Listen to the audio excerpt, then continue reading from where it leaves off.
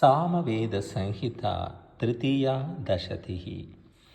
ॐ अग्निं वो वृधन्तमध्वराणां पुरुतमम् अच्छानप्त्रे सहस्वते। ॐ अग्निस्तिग्मेन शोचिषा यं सद्विश्वं यात्रिणम् अग्निर्नो वंसते रयिम्। ॐ अग्ने मृडा महा अस्य या आदेवयुं जनम् इयेथा बर्हिरासदम्।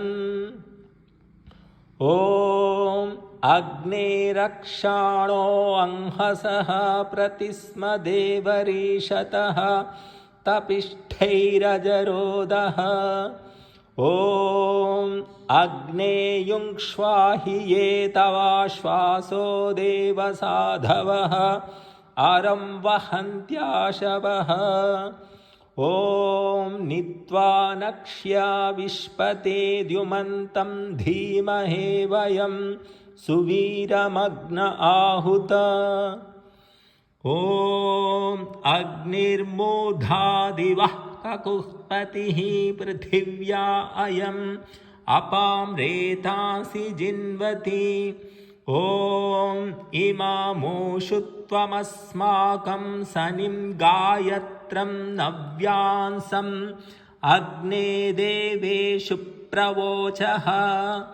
ॐ तन्त्वा गोपवनो गिराजनिष्ठदग्ने अङ्गिरः सपावकश्रुधिहवम्।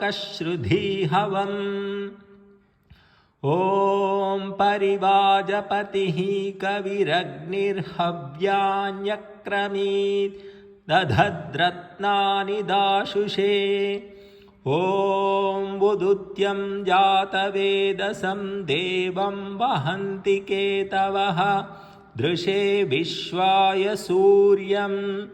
ॐ कविमग्निमुपस्तुहि सत्यधर्माणमध्वरे देवममीव चातनम्। ॐ शन्नो देवीरभिष्टये शन्नो भवन्तु पीतये शंयोरभिस्रवन्तु नः। ॐ कस्य नूनं परीणसि धियो जिन्वसि सत्पते वोषाता यस्य ते गिरः।